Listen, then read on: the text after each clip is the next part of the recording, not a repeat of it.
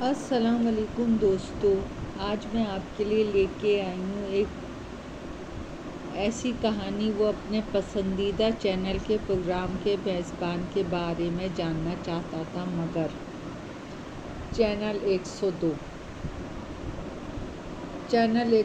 کے میزبان نے اس کا نام لے کر اسے مخاطب کیا۔ ایک بار نہیں، کئی 5-6 بار، یا شاید میزبان اس وقت تک اس کا نام پکارتا رہا جب تک سامع کی سماعتیں مکمل طور پر اس کی طرف متوجہ نہیں ہو گئی تھیں۔ میزبان اس کے نام سے کیسے واقف تھا؟ یہ بات تعجب آور تھی۔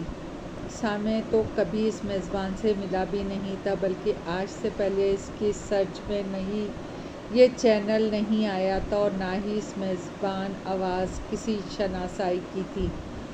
چینل 102 کا میزبان اس کا نام کیسے واقف تھا؟ وہ اس کے حال احوال سے کس طرح واقف ہوا تھا؟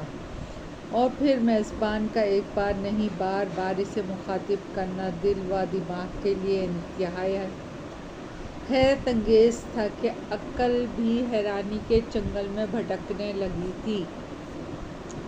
پرانے انارکلی نیلا گنبد کی وہ سب سے قدیم ترین دکان تھی۔ نوادرات اور دیگر عجیب و غریب چیزوں کی 60-70 سالہ دکاندار، جو کہ اپنے حلیے سے اور بول چال کے انداز سے ہی کچھ پراسرار شخصیت نظر آ رہا تھا، کہ دل بے اختیار ہی اس پر غور کرنے پہ مجبور ہو گیا تھا۔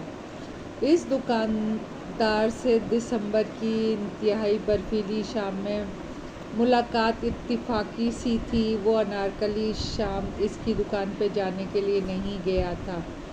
وہ تو جانتا ہی نہیں تھا کہ وہاں ایسی کوئی دکان ہے جہاں پر ایسے نوادرات بکتے ہیں۔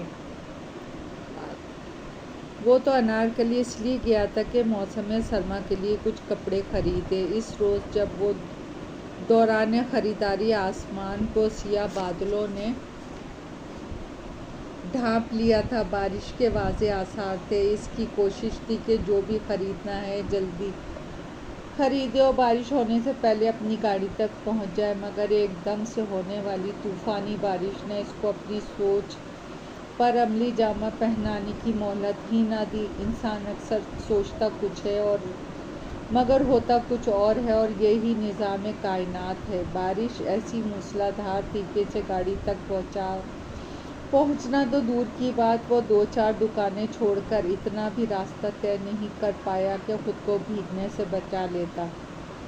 اس جان لیوا سردی میں بارش سے خود کو بچاتے ہوئے اسے جو جائے پناہ نظر آئی، وہ اس معمر شخص کی عجیب و غریب نوادرات کی دکان تھی، اور یہ تھی اس دکان سے اس کی پہلی ملاقات۔ یہ دیکھیے جناب، عجیب و غریب کیمرہ۔ دیکھنے میں عام سا سلور اور سیاہ امتزاج کا کیمرہ تھا۔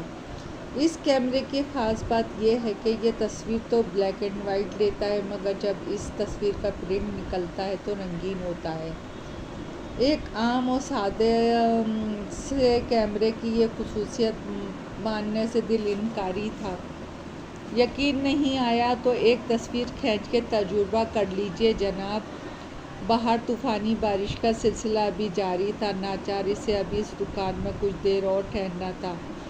وہ دکاندار ابھی تک کیمرے کی خوبی و خاصیت کے بارے میں بیان کر رہا تھا۔ اس کی دکان کی چیزوں میں سے کچھ تاشکند سے لائی گئی تھی تو کچھ عرب کے ممالک سے لایا تھا۔ کچھ کے بارے میں اس کا کہنا تھا کہ وہ یورپی ممالک سے لے کر آیا ہے، اور چند چیزیں مصر کی خاص سوغات تھیں۔ اس 70 سالہ زندگی میں اس نے بے شمار ملکوں کی سیر کرنے کے بعد یہ بے شمار نوادرات کا ذخیرہ کر کے یہ دکان سجائی تھی۔ وہ معمر شخص اپنے انداز گفتگو سے خاصا پڑھا لکھا لگ رہا تھا، مگر اس معمر شخص کی ذات و باتوں سے کوئی دلچسپی محسوس نہ ہوئی، اور نہ ہی وہ کچھ خریدنے کا ارادہ رکھتا تھا۔ لیجیے ایک تصویر کھینچ کے تجربہ کیجیے، اور تجربہ کرنے کے کوئی پیسے نہیں۔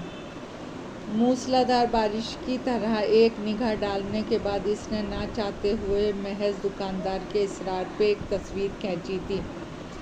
تصویر کھینچنے کے ساتھ ہی نہ صرف وہ باہر آ جاتی تھی بلکہ اس کیمرے کے دائیں طرف ایک چھوٹا سا حصہ تھا جس میں کیمرہ پہلے بلیک اینڈ وائٹ تصویر دکھاتا تھا، مگر جب تصویر باہر آتی تو وہ رنگین ہو جاتی تھی۔ سیاہ اونی ٹوپی، براؤن رنگ کا کالا لانگ کوٹ، گلے میں دھاریوں والا گہرا براؤن رنگ کا مفلر اور لانگ کوٹ کے نیچے سرمئی رنگ کی کھدر کی شلوار قمیض۔ جب تصویر باہر نکلی تو وہ واقعی رنگین تھی۔ اس معمر شخص نے جس کا رنگ لباس پہنا تھا، کیمرے نے بالکل وہی رنگ دکھائے تھے۔ اس دور میں جب رنگین کیمرہ انتہائی نایاب تھا تو یہ کیمرہ واقعی عجیب و غریب نوادرات میں سے تھا، جس کا اندازہ اسے 2-4 تصویریں اتارنے کے بعد ہو گیا تھا۔ بارش رک چکی تھی۔ اس پہلی ملاقات میں اس نے وہ کیمرہ خرید لیا تھا۔ جادوئی بانسری، جس کی پہلی دھن کا اثر ایسا حیرت انگیز کہ سننے والا بجانے والے کا تابع ہو جاتا تھا۔ حیرت انگیز پیانو، جس کی دلکش دھن کسی کو بھی آپ کا گرویدہ بنانے کے لیے انتہائی طاقتور اثر رکھتی تھی۔ عجیب و غریب پین، جس کی اثر انگیزی کا یہ عالم تھا کہ کوئی عرضی یا درخواست جو نامنظور ہو رہی ہو، وہ اس پین سے لکھی جائے تو اس کی منظوری 100% ممکن ہو جاتی۔ عجیب طاقتور کرشمے والا آئینہ، جس کے سامنے سے کوئی آسیبی یا ہوائی شے نہیں گزر سکتی۔ اگر ایک بار غلطی سے گزر جائے تو وہ آئینہ اس کے عکس کو اپنے اندر محفوظ کر لیتا ہے، بلکہ شریر مخلوق کو اپنے اندر قیدی بھی بنا لیتا ہے۔ اس شام وہ دوسری بار اس معمر شخص کی دکان پہ آیا تھا۔ اس بار اس کا آنا اتفاقیہ نہیں تھا، بلکہ وہ اپنے تمام کام نمٹا کر ارادتاً آیا تھا تاکہ اس عجیب و غریب نوادرات کو تفصیل سے دیکھ سکے۔ اسے دیکھ کے معمر شخص خاصا جوش و خروش تھے۔ ان حیرت انگیز نوادرات کے بارے میں بتانے لگا جو مختلف ملکوں سے لایا تھا۔ جناب، یہ دیکھیے انوکھی طاقت والی مالا۔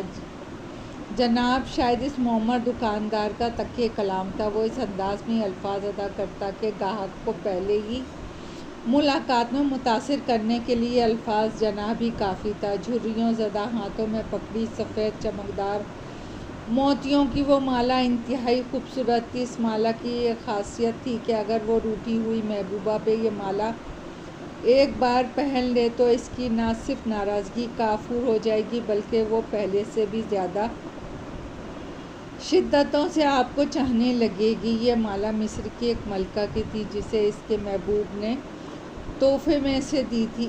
اس مالا کی خوبی بتاتے ہوئے معمر شخص کے سانولے جھریوں زدہ چہرے پہ جو مسکراہٹ ابھری تو وہ اسے بہت عجیب لگی۔ دل میں کئی سوالات پیدا ہوئے۔ اتنی قیمتی مالا آپ مصر سے کیسے لائے؟ کیا آپ کو یہ مالا چوری کرنی پڑی؟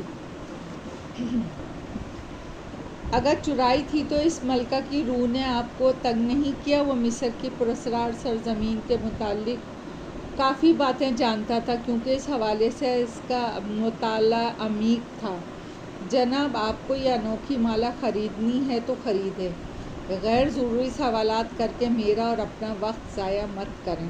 عجیب سی سنجیدگی، ناقابل فہم تاثرات۔ اس دوسری ملاقات میں جو کہ پورے 2.5 گھنٹے پہ مشتمل تھی، اس معمر دکاندار کے مسکراتے چہرے پہ ایک دم سے مسکراہٹ غائب ہو گئی تھی۔ یہ بات اس کے مشاہدے میں آئی تھی۔ کچھ چہرے مسکراہٹ کے بغیر کس قدر پراسرار لگتے ہیں۔ اس آخری سوچ کے ساتھ اس شام 7 بجے دکان سے نکلا تو پین و مالا خرید کے نکلا تھا۔ دوستو، کہانی ابھی جاری ہے۔ پسند آئے تو لائک اور سبسکرائب کیجیے گا۔ آپ کی دعاؤں کی طلبگار۔